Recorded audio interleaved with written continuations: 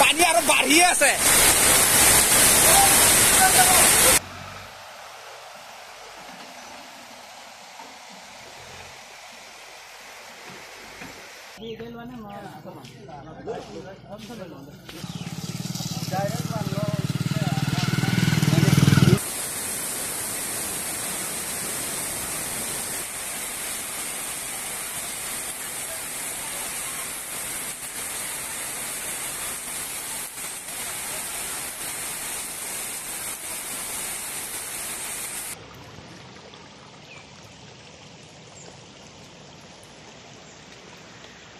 পুৱতি নিশাৰ পৰা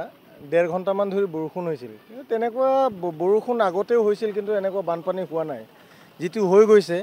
এটা এনেকুৱা ধৰণৰ হৈছে যেন একদম মানে 70 বছৰৰ পিছত প্ৰথমবাৰৰ কাৰণে হৈছে এটো একদম ৰাস্তাৰ ওপৰত একাঠু পানী আৰু প্ৰায় দোকানীবিলাকৰ বহুত লছ হৈছে কাৰোবাৰ ফ্ৰিজ গ'ল কাৰোবাৰ টিভি গ'ল কাৰোবাৰ চাউল তেলৰ পেকেট গৈ একদম পানীত উপঙি আছে তে মই যিমানখিনি পাৰোতো আমি গোটেই ৰাইজ মিলি পেলাই যিখিনি পাৰো আমি সহায় সহযোগিতা কৰিছো আৰু ৰাস্তা ঘাট একদম দুৰৱস্থা ইফালে আপোনাৰ যেটো বাটেৰে গুৱাহাটী গৈ আমচৈ গৈ গুৱাহাটী যায় সেই বাটটো অৱস্থা নাই যাবই নোৱাৰে একো গাড়ী আৰু আপোনাৰ ইপিনে কাৰ্বিলাংপি ডেমলৈ যোৱা ৰাস্তাও একেবাৰে অৱস্থা নাই ব্ৰিজৰ মাথাতে যি ডাঙৰ গাঁত হৈ গৈছে এটা আপোনালোকে নিশ্চয় দেখি আহিছে গতিকে যেটো হৈছে 70 বছৰৰ পিছত এটো হৈছে